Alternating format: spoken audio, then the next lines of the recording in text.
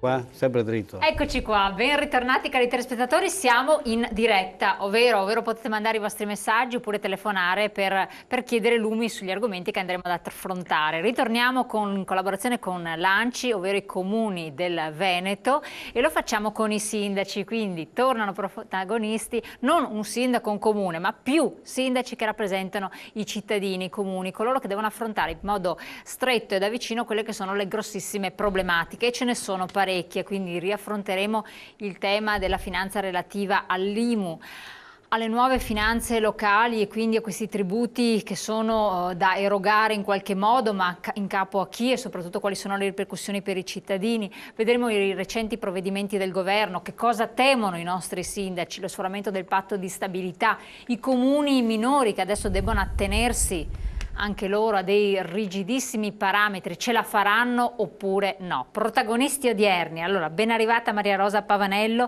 sindaca di Mirano in provincia di Venezia, esponente del PD, grazie di essere qui con noi. Giuseppe Castaman, sindaco di Zermeghedo in provincia di Vicenza, della Lega.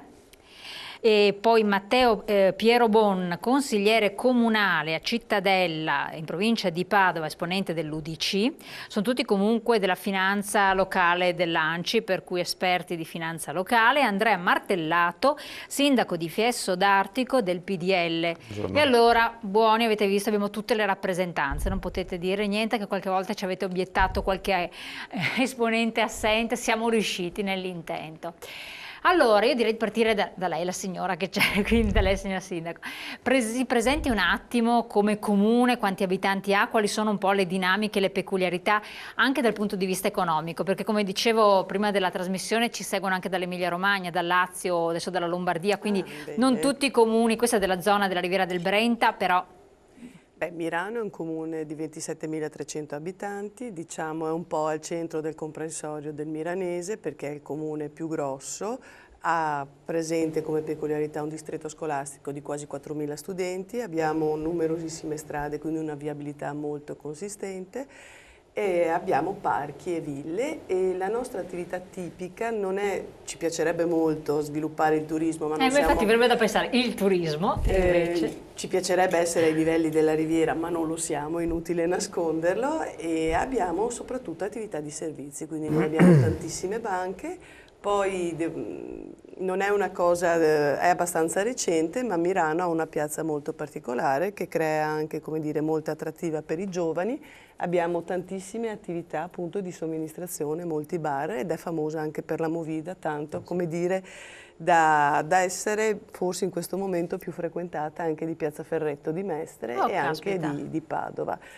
È una città la cui popolazione è prevalentemente anziana, l'età è molto elevata, però piace ai giovani, ha un po' questa antinomia. Quindi siete riusciti a dare questa connotazione probabilmente è la carismatica. piazza, nel senso che ha una piazza veramente che facilita anche questo tipo di attività. Diciamo che il venerdì, sabato e domenica per l'intero giorno è pedonalizzata, abbiamo parcheggi limitrofi e quindi... Cioè piace, come dire, l'idea di parlare, fare due chiacchiere. Quanti abitanti diceva? 27.300 abitanti. 27.000, quindi siete un bel comune, sì, corposetto. Siamo un comune di quelli che ovviamente dovrebbe far parte della città metropolitana. Con il nuovo disegno di legge siamo uno di quelli che hanno diritto ad avere anche la rappresentanza, perché siamo superiori a 15.000 abitanti. E stiamo lavorando, come dire, per costruire un'unione molto ampia con i comuni del Milanese, ma anche con quelli della Riviera. Quindi lei è favorevole all'idea della città metropolitana, ad ampliare i confini, o i cittadini nicchiano? Ma i cittadini credo che, per come l'abbiamo impostata noi, è comunque una grande sfida. Non mi sento di dire, noi l'abbiamo approvata, nel senso che potevamo esprimerci, parliamo della vecchia legge, potevamo, come dire, non esprimerci a favore, invece noi ci siamo espressi a favore. Però la città metropolitana molto dipende da come va costruita, nel senso che dipende da che contenuti, dipende da come i comuni si mettono insieme e fanno rete per aumentare la qualità dei servizi e per dare efficienza. Tutto dipende un po' da questo. Mi pare che il nuovo disegno di legge cambi completamente rispetto al precedente sul tema dell'elezione, cioè prima si fa la città metropolitana, poi si costruisce lo statuto e poi si individuano anche le modalità di elezione, però credo che quello che oggi i cittadini vogliono avere dei servizi, continuare ad avere servizi di qualità in un momento in cui le nostre risorse sono sempre più scarse e in cui non possiamo più aumentare il livello di tassazione. Eccolo qua, e su questo adesso andremo anche a parlare, perché non è una cosa di poco conto. Giuseppe Castaman, sindaco di Zermeghedo, provincia di Vicenza. Chiacchieravamo prima fuori onda, un comune molto particolare, perché ha avuto un cambiamento repentino. Dove si colloca? È un comune in provincia di Vicenza, a confine con la provincia di Verona. È un comune molto piccolo, perché ha una superficie di circa 3 km², però un'alta densità industriale e vorrei dire anche residenziale, perché sono 1400 abitanti, ma 20 anni fa, poco più, erano metà. È nel cuore del distretto conciario, nei tempi d'oro c'erano più abitanti, cioè più dipendenti che abitanti, anzi i posti di lavoro erano il doppio degli abitanti, circa 1800. Ovviamente oggi risente fortemente della crisi economica. È un paese che è stato considerato un po' il simbolo anche della trasformazione del nord-est. Aree agricole che sono diventate industrializzate, grandi zone industriali, con tutti i problemi di conseguenza. Problemi ambientali, siamo nel distretto della Concia, anche se c'è stato un notevole miglioramento, problemi anche di immigrazione con percentuali significative, siamo sul 20% di immigrati, nei tempi d'oro in cui serviva molta manodopera. Oggi è come tante realtà, non solamente del Veneto, sono paesi che vedono la crisi, la sentono fortemente e quindi anche i comuni sono chiamati ad affrontare non più lo sviluppo, ma questa decrescita che sta avvenendo in maniera molto forte, soprattutto negli ultimi anni. Ecco, adesso vediamo un attimo di entrare anche dentro la dinamica di questa decrescita, perché poi, come si diceva, impoverisce il paese stesso. Chiedo conferma della regia se c'è una telefonata in arrivo. Pronto? Pronto? È caduta la linea. Mi scuso col telespettatore o telespettatrice se vuole riprovare, ho fatto attendere troppo. Vediamo se riusciamo a ripescare la telefonata. Quindi l'impoverimento di una realtà comunale, cioè una realtà comunale cittadina, cosa comporta? Il fatto che si chiudano le fabbriche, che la zona industriale ne risenta a fronte, per carità, di una crescita, lei diceva, fuori misura, tipica degli anni 80-90, eccetera. Cosa ha comportato? Comporta che se prima il comune doveva programmare il territorio intero in senso di sviluppo, io mi ricordo, sono sindaco dal 2004, mi ricordo che il 2004 era ancora un periodo, gli anni anche successivi, in cui c'era ancora una forte esigenza di sviluppo. Venivo a chiedere quanto si poteva ancora costruire, invece il problema, la sfida è dire quanto dobbiamo recuperare di quello che è stato costruito e come possiamo dare sicurezze sociali ai cittadini. Il vero momento di crisi sta avvenendo quando nelle nostre realtà, penso che questo valga per i piccoli come per i grandi centri, la crisi mette a repentaglio il tessuto sociale di una realtà. Quando vengono a mancare gli ammortizzatori sociali, quando vengono a mancare, diciamo, i posti di lavoro, quindi il reddito, e quindi il comune diventa uno dei pochi punti di riferimento, ma diventiamo anche noi come amministratori punti di riferimento, perché poi ti arrivano i casi umani. Molte volte siamo in difficoltà a dare delle risposte, non vorrei dire come vorremmo fare, ma quello che c'è possibile fare. Questa è un'altra faccia della crisi, dove il comune diventa un po' la frontiera delle istituzioni. Sia in prima fila sono aumentati i casi di disagio economico, ma vorrei dire anche un disagio che è legato a un cambiamento, che nell'arco degli ultimi 2 anni è stato molto veloce. Passare, diciamo, da una situazione, vorrei dire, di crescita a una situazione di decrescita non è facile. È un cambiamento economico, ma è anche un cambiamento, vorrei dire, culturale, di mentalità. Si chiedono garanzie ai servizi e non solamente fiscalità locale, che purtroppo è molto legata a una tassazione dello Stato che Beh, poi ne parleremo, Infatti, vediamo no, ma insomma, il come ha ridotto gli cittadino enti locali. dove poi è anche disposto a pagare fino a un certo limite, perché ormai siamo arrivati ai paradossi, pur di avere poi delle risposte in Ma non servizi. possiamo neanche Perché... più incassare poi. ma che infatti poi perché anche quello è un discorso, c'ha ragione. Matteo Pierobon, Cittadella, beh, Cittadella è un comune bello esteso, quanti abitanti ha? A circa sui 20.000 ed è a nord di Padova, è il centro del mandamento, diciamo, dell'Alta Padovana. Noi stiamo tentando di seguire la strada dello sviluppo turistico, nel senso che da 8 mesi a questa parte è completo il camminamento di Ronda e quindi si sta creando anche le condizioni perché accanto ovviamente a quello che è successo in Veneto negli ultimi 10 anni di sviluppo dei cosiddetti capannoni dietro ogni casa, si sta tentando di attirare turisti dall'esterno. Questo si è anche consapevoli del fatto anche dei numeri che si stanno dando i camminamenti di Ronda. Siamo attorno ai 28.000 visitatori all'anno. Quindi questo comporta anche per le nostre attività economiche un ritorno, non dico immediato, ma molto lusinghiero per il futuro. Quindi questo aiuta la finanza La finanza è sostanzialmente. finanza. Il Comune penso sia uno dei pochi in Italia che non ha trasferimenti allo Stato, ha 0 trasferimenti, anzi è uno dei comuni che in bilancio deve dare allo Stato, quando è stata istituita l'IMU, i soldi in più rispetto a quelli che precedentemente lo Stato gli versava. E questo porta anche a difficoltà poi nel gestire, nel spiegare poi alla gente che effettivamente parte della loro tassazione va giù a Roma. Diciamo che in comune non abbiamo applicato l'addizionale IRPEF e l'IMU è stata tenuta su livelli minimali.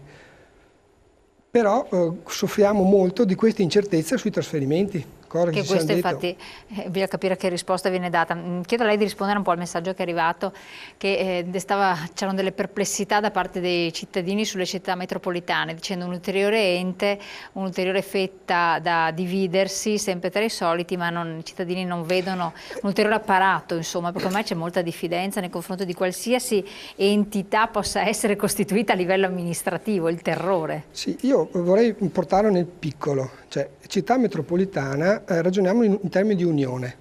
Se la città metropolitana segue le orme dell'unione, che è dire uniamoci, creiamo dei servizi migliorativi che possono essere rendicontati e accountability, quindi dati come rendicontazione, ha un senso e quindi sono d'accordo con la sindaca di Milano nel senso di vedere che contenuti diamo a questa Padova-Treviso.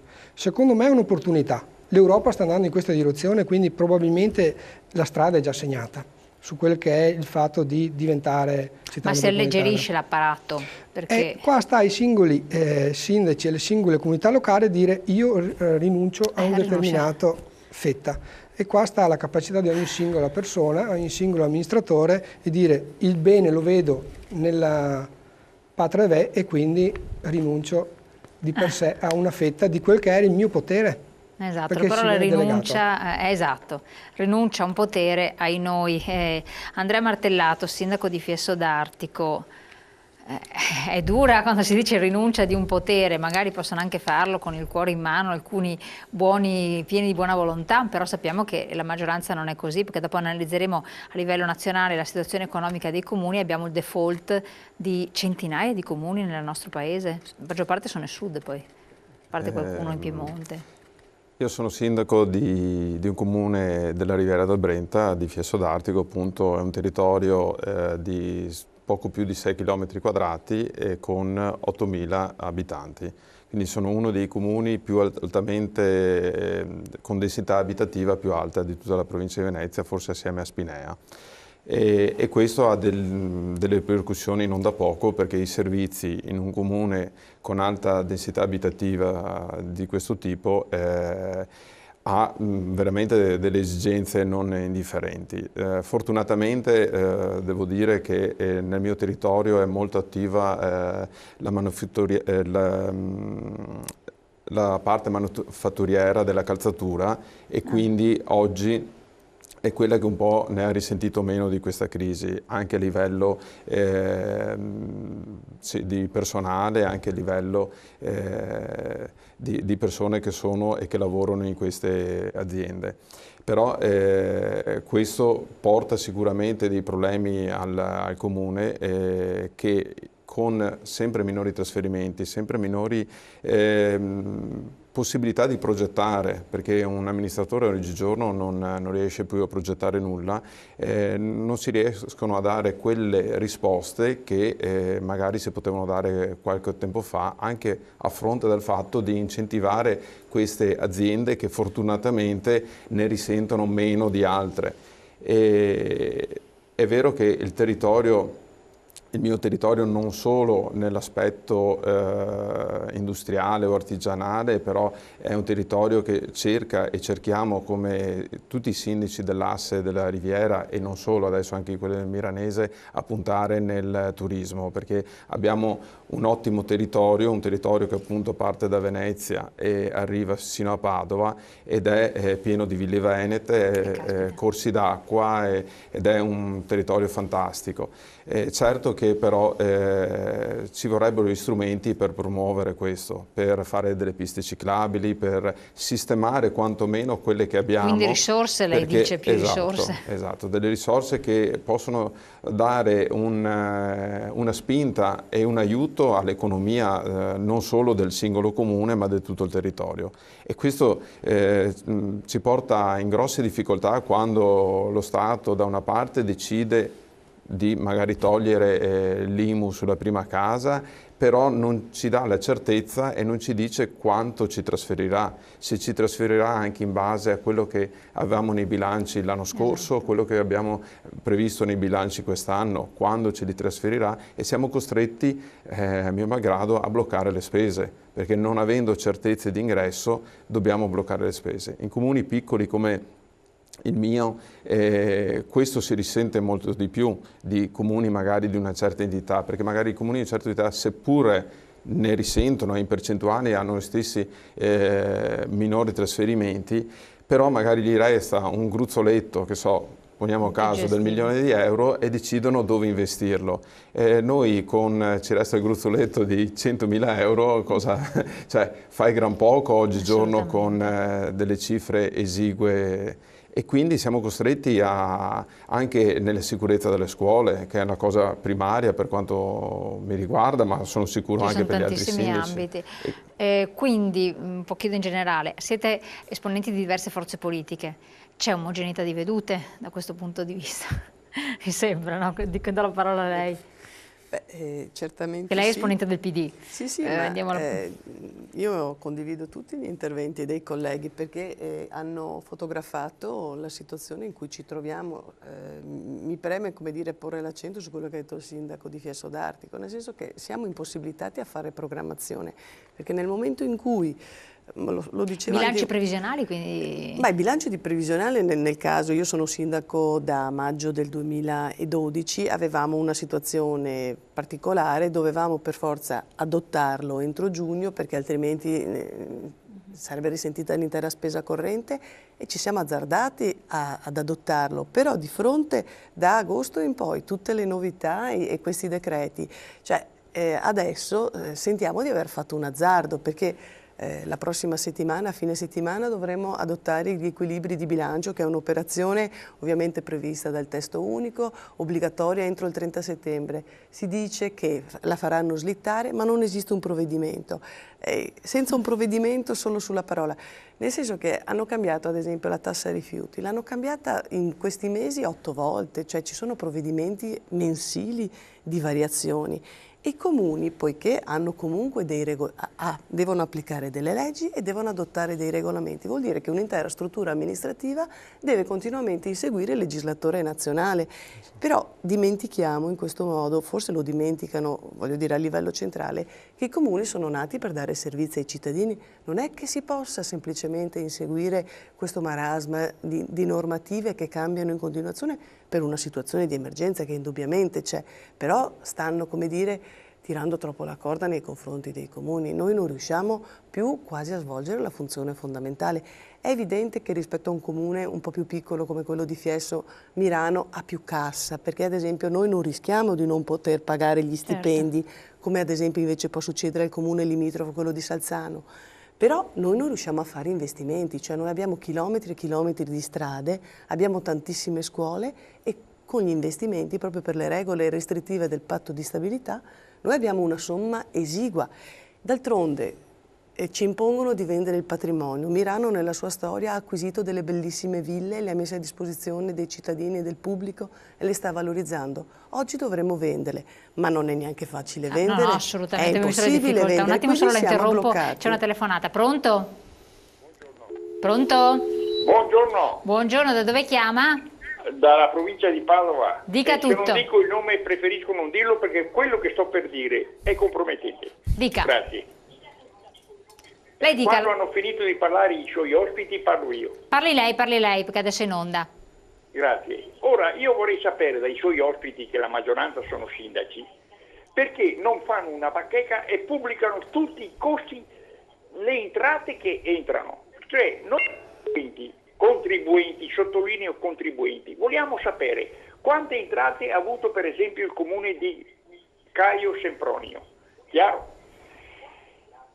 Sì, no, è chiarissimo, ho capito, le entrate e le uscite. E vogliamo noi contribuenti, e sottolineo contribuenti, vedere le uscite specificatamente, cioè quella rotatoria è costata 100.000 euro e abbiamo utilizzato tanta sabbia, tanto questo, tanto con questi costi. Vogliamo sapere noi contribuenti anche i servizi che avete fatto, e cioè abbiamo dato al sociale 10.000 euro, abbiamo dato per il contributo affitti 3.000 euro, abbiamo dato per il contributo chiarissimo, è chiarissimo. Noi vogliamo sapere questo se sono amministratori onesti. Se non sono onesti, bastano meno di pubblicare e che continuino così, perché la gente sta pensando a questo. Si lagnano sempre che non ci sono soldi per il sociale, che non ci sono soldi per i servizi. Ma che fine fanno le contravvenzioni? Non riusciamo a vendere gli immobili, ma che cavolo ci interessa a noi? Noi vi abbiamo votato, vi abbiamo mandato là perché amministrate onestamente, no perché vi arricchite. Io conosco gente che abitava in una catapecchia e dopo 3 anni, 4 anni di sindaco o assessore hanno una villa. Grazie del suo intervento. Vuole rispondere lei? Grazie. Beh, mi pare che questo cittadino contribuente, ma tutti siamo cittadini contribuenti, abbia messo in evidenza un sentimento comune e popolare. Ovviamente esistono i bilanci, esiste anche la trasparenza delle norme e se va a assistere anche a qualche consiglio comunale del suo paese, non l'ha detto, ma presumo diciamo, che si interessi alla cosa pubblica, avrà sicuramente molte risposte in questo. Tra l'altro, proprio da poco sono state emanate le norme che chiaramente dicono che ci deve essere una trasparenza su tutti gli atti amministrativi.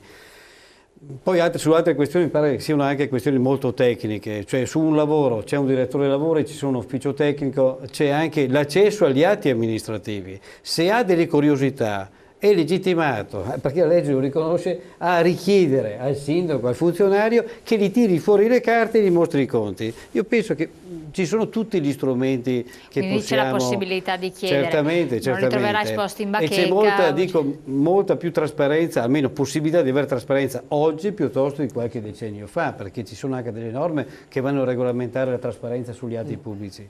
Però io vorrei collegarmi a quello che è stato detto, cioè sulle differenziazioni politiche. Così io voglio tornare su questo discorso, facciamo la pubblicità. Importante. Esatto, torniamo su questo che completa appunto la risposta. Sì. Pubblicità, pochi secondi, poi siamo di nuovo con voi.